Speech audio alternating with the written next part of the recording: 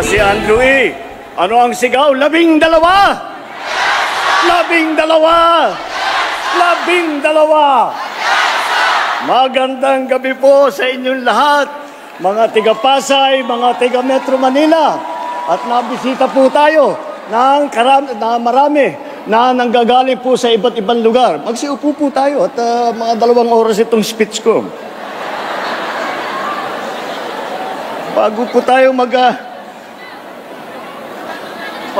pagbigyan niyo po ako at binibilang ko lang yung aming mga kandidato dahil tinitiyak ko na kumpleto at wala pang napasabugan ng Granada. Kaya naman wala po kayo maririnig ng mga ganyan. Yan na po ang kaibahan ng alyansa sa lahat ng mga ibang tumatakbo dito sa halalan na ito. Wala po kayong maririnig na masasamang salita. Wala po kayong maririnig na panakot. Wala po kayong maririnig ng pagmumura. Dahil po, nakita nyo naman po, narinig nyo po ang programa ng ating mga kandidato. Hindi lamang ang programa, mas mahalaga pa siguro ay ang kanilang nagawa na. At kung titignan nyo po ang record po nila, ang lagi lang kanilang iniisip ang kapayapaan at ang kaunlaran para sa bawat Pilipino, para sa buong Pilipinas. Makikita nyo naman po ang galing ng aming hinaharap. Kaya malakas po ang loob ko para makaharap sa inyo at sabihin na iboto ninyo ang ating mga kandidato. Dahil napakagaling, napakahusay po at bukod pa ron, napakamabuti na tao lahat ng aming kandidato. Kung iisa-isahin po natin, alam naman natin, napakagaling lahat. Narinig nyo na yung kanilang mga achievement doon sa kanilang pinagdaanan ng iba't ibang mga posisyon sa pamahalaan, sa serbisyo publiko.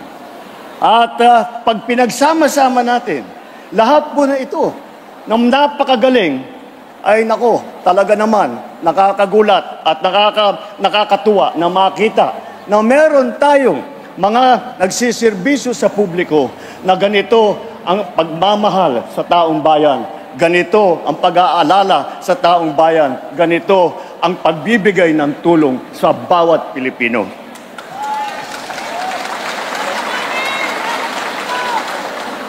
Tignan po natin ang ating grupo dito. Baka hindi po nyo nabibilang. Sabihan ko sa inyo, 8 po sa kanila ay naging senador na. Senator Cayetano, Senator Lacson, Senator Lapid, Senator Marcos, Senator Pacquiao, Senator Revilla, Senator Soto, Senator Tolentino. Lahat po yan, dumaan na sa Senado. Kaya naman po, pagka nailuklok na sila sa kanilang posisyon bilang senador ulit, ay makikita po natin, hindi na po sila kumakapa-kapa sa kanilang trabaho. Alam na po nila kung ano yung gagawin. Alam na po nila ano ang pangangailangan ng tao dahil habang buhay na silang nagseserbisyo sa inyong lahat. 7 naman ang nanggaling sa House of Representatives na naging congressman. Nandito po, naging congressman, Congressman Abalos, Congressman Binay, Congressman Cayetano, Congressman Marcos, Congressman Pacquiao, Congressman Tulfo, at Congressman Villar. Hindi na po sila bagito sa ganitong klaseng trabaho, subok na sa mababang kapuluan at sa batasan. At meron din po sa ating mga kasama rito na umupo na sa tinatawag na cabinet rank position. Ibig sabihin, katumbas ng isang sekretary ng ating nakalihim ng isang departamento. Andyan po ang naging sekretary ng DILG, si Secretary Abalos, na napakaganda ang naging performance niya. Andyan din po at naging Secretary Tulfo ng DSWD. At napakita sa atin. Kaya po, napakaganda po ng reputasyon ngayon sa buong mundo ng Pilipinas dahil tayo po ay matulungin sa ating mga kababayan. Siya po, sa administrasyong ito, siya po ang nagsimula niyan. Kasama din natin po si Senator Ping Lacson. Si Senator Ping Lacson ang namuno ng Yolanda Rehabilitation Commission. At siya po ay ang nagbigay ng tulong at nagdala ng lahat ng pangangailangan ng mga naging biktima, yung mga nasalanta ng bagyong Yolanda. At kasama na rin natin si Senator Tolentino na dumaan din po sa MMDA na makita naman ninyo. At dahil napakahirap po na trabaho yan, kagaya ng nabanggit ni Mayor Benhur, ni Secretary Benhur, sinabi nga niya, ang kanyang tinutulungan pag MMDA ka ay lahat ng mga mayor, lahat ng mga iba't ibang lungsod, lahat ng iba't ibang bayan na nasasama sa Metro Manila. Kaya po, ngunit yung mahirap na trabaho yan ay nagawa niya at maganda ulit ang kanyang performance.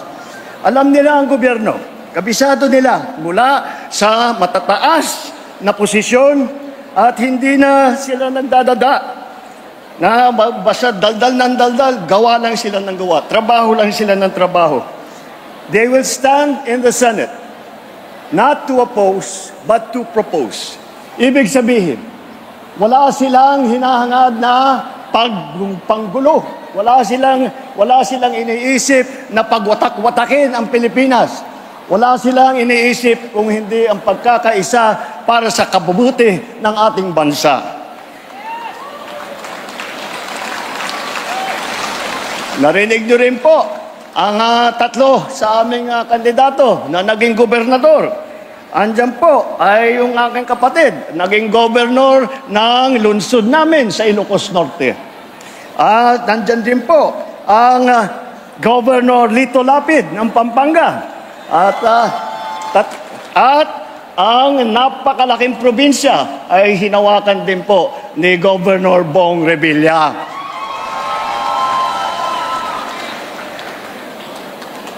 Meron din po tayo mga mayor ng mga malalaking lungsod. Andyan din si Mayor Abalos dati ng Mandaluyong kung saan nakatanggap ng karami-rami na pagkakakilala sa magandang pangyayari sa Mandaluyong. Nandyan naman si Mayor Abby Binay na Mayor Abby Binay na maraming dalampala galing sa Makati. At siya po ay humawak ng Makati, yung pinakamayaman na lungsod sa buong Pilipinas. Alam niyo po, kung akakalain po ninyo na dahil maraming pera, maraming pondo, ang isang lungsod ay madali ang trabaho. Hindi po. Mas nagiging mahirap ang trabaho dahil sa dami ng kailangan gawin at sa dami ng kanilang mga iniisip na inisyatibo pampaganda ulit ng buhay ng bawat Pilipino.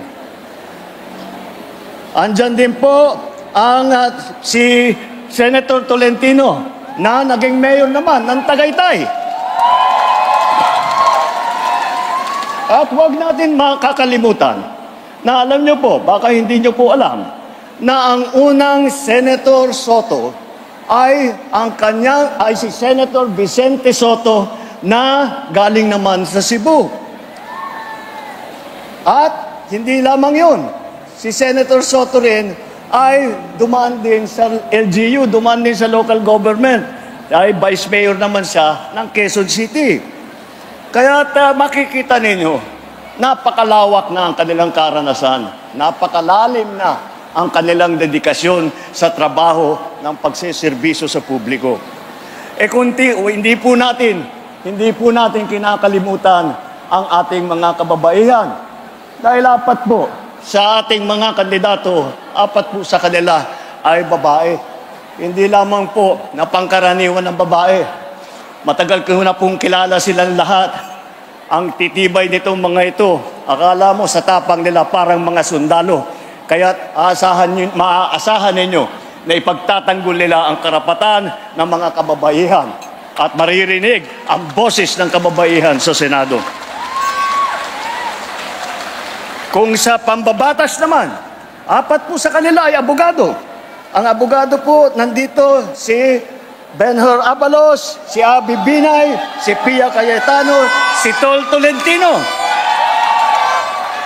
Puro po magagaling na abogado, sanay na sanay sumulat ng magagandang batas na hindi na kailangan pag-aralan ang mga bagong pangangailangan, ngunit alam na nila dahil nasubukan na nila at nadaanan na nila. At ang problema lamang, pagka ito napagsama-sama mo mga abogado, alam mo na, magkasama po lahat yan. At laging magandang usapan. Hanggat napunta ang usapan na nagtatalo sila kung sino yung pinakamagaling na abogado. Yun lang naman ang problema. At sa panggagaling sa iba't ibang lugar ng Pilipinas, tignan po natin kung saan sila po nanggaling. Unahin po natin si Senator Manny Pacquiao ng Bukidnon, Sarangani at Jensan. At si Erwin Tulfo naman na Dabawenyo ay siya'y lumaki sa Davao Oriental at sa Sulu, kung saan na destino ang kanyang ama na naging bayani ng Pilipinas. Ang nanay naman namin ni Amy ay, alam nyo naman siguro, si Imelda, 100% waray po. At alam natin, baka hindi nyo po nalalaman, na ang mga ninuno ni Camille Villar, sila po ay nanggaling sa Iloilo, mga Ilonggo po. Mga kababayan, malinaw po sa kanilang pagtalumpati at sa kanilang mga pinapanalangin para sa ating bansa na kung ano ang direksyon ng alyansa. Ito ay ang kaunlaran. Hindi pag-aaway-away, hindi ang pag-aapi. Ang kailangan po natin ay mag-unlad. Hindi po nananakot at nagsisisigaw. At ang kailangan po natin ay solusyon. Hindi po ang mga maiinit at maanghang na salita na wala namang kinalaman at wala namang kabuluhan. Ang mga kandidato ng alyansa ay kasama natin sa pagtataguyod ng interes ng kapakanan ng bawat Pilipino.